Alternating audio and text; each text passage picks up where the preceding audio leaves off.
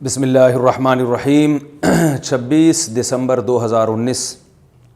آپ حضرات کو معلوم ہے کہ کل سورج گرہن ہے اور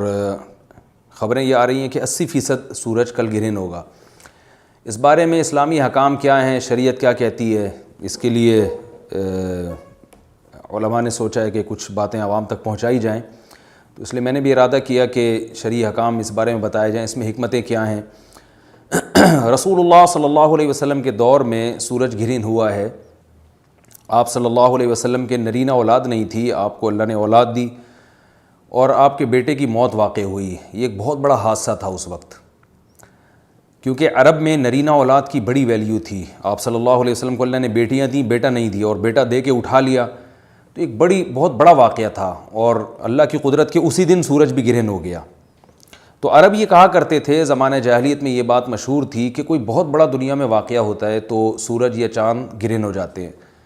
اسی دن سورج بھی گرہن ہوا تو یہ بات پھیل گئی کہ محمد صلی اللہ علیہ وسلم سید الانبیاء رسول اللہ صلی اللہ علیہ وسلم کے بیٹے کی چونکہ موت واقع ہوئی ہے، اس لیے سورج گرہن ہوا ہے۔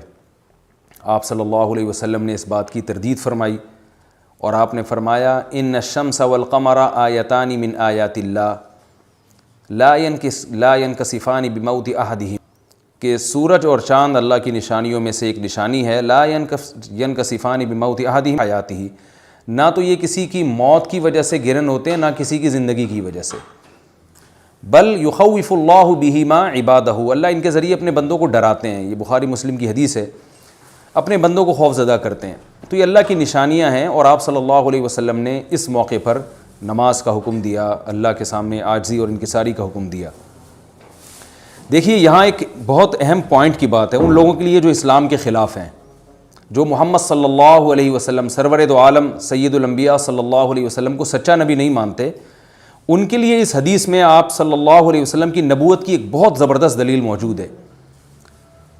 ایک واقعہ ہوا ہے آپ صلی اللہ علیہ وسلم کے بیٹے کی موت کا، اور عرب یہ ویسے ہی کہا کرتے تھے کوئی بہت بڑا دن ہوگا تو سورج گرہن ہوگا۔ تو کوئی بھی شخص جو جھوٹا نبی ہو، آپ خود بتائیے کہ کیا وہ ایسے موقع پہ اس واقعے کو اپنے حق میں کیش نہیں کرائے گا، اور وہ یہ کہے گا نہیں کہ میں تو پہلے ہی کہتا تھا کہ میں بہت بڑی شخصیت ہوں اور میرے بیٹے کی موت ہونا، ایک پیغمبر کے بیٹے کی موت ہونا ہے، تو یقیناً یہ اس اللہ کی طرف سے ایک نشانیاں ہے، یہ نشانی ہے سورج کا گرہن ہونا، یہ بتانے کے لیے ہے کہ واقعی یہ بہت بڑا دن ہے، اور یہ بہت بڑا دن اس اعتبار سے کہ ایک نبی کے بیٹے کی موت واقع ہوئی ہے۔ لیکن آپ صلی اللہ علیہ وسلم نے یہ سب نہیں کیا، اور آپ نے بتایا کہ سورج اور چاند کے گرہن ہونے کا کسی کی موت یا زندگی سے کوئی تعلق نہیں، اور آج سائنس نے بھی ثابت کر دیا ہے کہ یہ ایک سائنٹیفک حقیقت ہے کہ جب زمین اور سورج کے درمیان چاند آ جائے تو سورج گرہن ہو جاتا ہے، اور جب چاند اور سورج کے درمیان زمین آ جائے اور سورج کی روشنی چاند تک نہ پہنچ رہی ہو تو چاند گرہن ہو جاتا ہے۔ تو یہ ایک اس میں عبرت کی بات بھی ہے ان لوگوں کے لیے جو آپ صلی اللہ علیہ وسلم کی نبوت میں شک کرتے ہیں۔ البتہ آپ صلی اللہ علیہ وسلم نے اس موقع پر ہمیں حکم دیا کہ اللہ سے تضرع اور عاجزی اور انکساری کی جائے، اپنے گناہوں کی معافی مانگی جائے، اور نماز آپ صلی اللہ علیہ وسلم نے پڑھی۔ اس پہ بھی بعض لوگ اشکال کرتے ہیں کہ یہ جب ایک نیچرل پروسیس ہے تو اس میں اتنا گھبرانے کی، کیونکہ حدیث میں آتا ہے آپ صلی اللہ علیہ وسلم بہت گھبرائے، تو اس میں گھبرانے کی کیا بات ہے؟ تو یاد رکھیے ہر نیچرل پروسیس جو ایک عام معمول سے ہٹ کر ہو، اس میں انسان کے لیے ایک عبرت کی بات ہوتی ہے۔ ہم دیکھتے ہیں رسول اللہ صلی اللہ علیہ وسلم کے دور میں جب تیز ہوا چلتی تھی اور بارش سے پہلے ہوا چلا کرتی تھی تیز ہوائیں، تو آپ صلی اللہ علیہ وسلم گھبرا کے مسجد کی طرف دوڑتے، عاجزی انکساری کرتے، اللہ تعالیٰ سے یہ کہتے کہ اللہ تو نے تو مجھ سے وعدہ کیا کہ جب تک میں ان کے درمیان موجود ہوں تو ان کو عذاب نہیں دے گا۔ تو یہ خوف کا غلبہ تھا آپ صلی اللہ علیہ وسلم پر۔ کیوں؟ وجہ اس کی یہ تھی کہ یہی حالات قوم عاد اور قوم سمود پر بھی آئے ہیں۔ قرآن میں آتا ہے نا فَلَمَّا رَأَوْهُ عَارِضًا مُسْتَقْبِلَ أَوْدِيَتِهِمْ قَالُوا هَذَا عَارِضٌ مُمْطِرُنَا بَلْ هُوَ مَا اسْتَعْجَلْتُمْ بِهِ رِيحٌ فِيهَا عَذَابٌ أَلِيمٌ تُدَمِّرُ كُلَّ شَيْءٍ بِأَمْرِ رَبِّهَا فَأَصْبَحُوا لَا يُرَىٰ إِلَّا مَسَاكِنُهُمْ، کہ وہ بادلوں کو دیکھ کے کہنے لگے یہ تو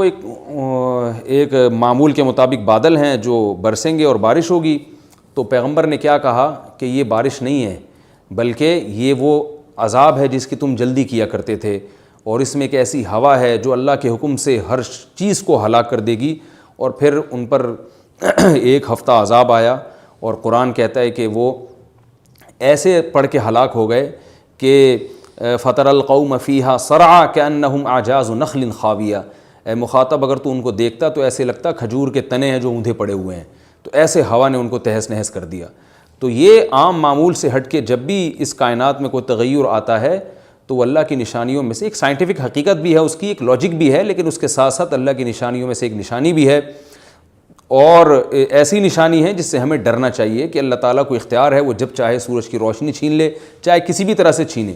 اور یہ بھی ایک سائنٹیفک حقیقت ہے جو آپ صلی اللہ علیہ وسلم کی نبوت پر جس نے ایک مہر لگا دی ہے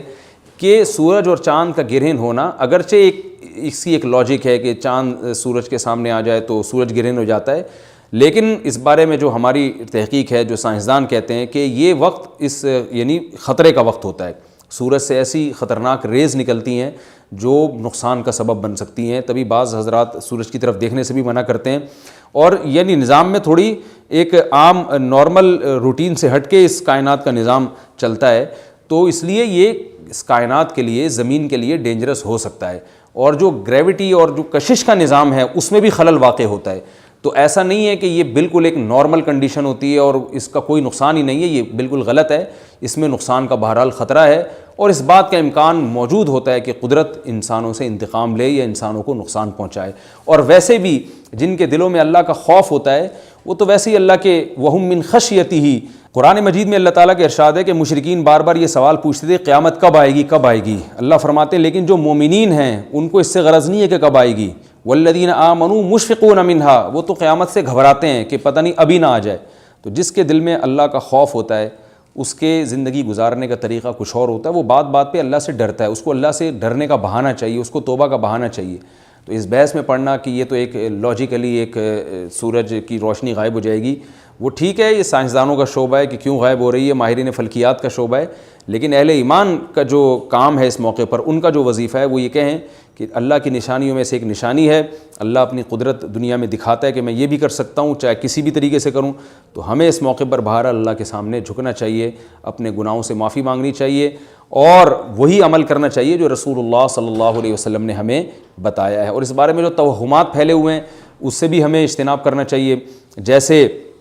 نبی صلی اللہ علیہ وسلم نے عربوں کے وہم کو دور کیا ہے، بھائی اس کا کسی کی موت اور زندگی سے کوئی تعلق نہیں ہے، تو اسی طرح آج کل لوگوں میں ایک سورج اور چاند گرہن ہونے کے بارے میں وہم بھی بہت ہے کہ پتہ نہیں کیا ہو جائے گا، حاملہ عورتیں نہ نکلیں، فلانا نہ کرے اور فلانا خربوزہ نہ کھائے، اس موقع پر کسی نے تربوز کھا لیا تو یہ ہو جائے گا، الٹی الٹی باتیں پتہ نہیں کیا کیا مشہور ہیں، یہ خربوزے تربوز کی تو میں ویسے ہی مثال دے رہا ہوں۔ تو کوئی بھی چیز جب کہنی ہو تو پوری طرح سے اس کی ریسرچ کریں۔ مجھے نہیں پتا حاملہ عورت کو فائدہ ہوتا ہے نقصان ہوتا ہے سورج گرہن ہونے سے، لیکن اگر نقصان بھی ہوتا ہے تو اس کی کوئی مستند دلیل ہونی چاہیے آپ کے پاس، ایسے ہی سنی سنائی باتیں آگے نقل نہ کریں۔ تو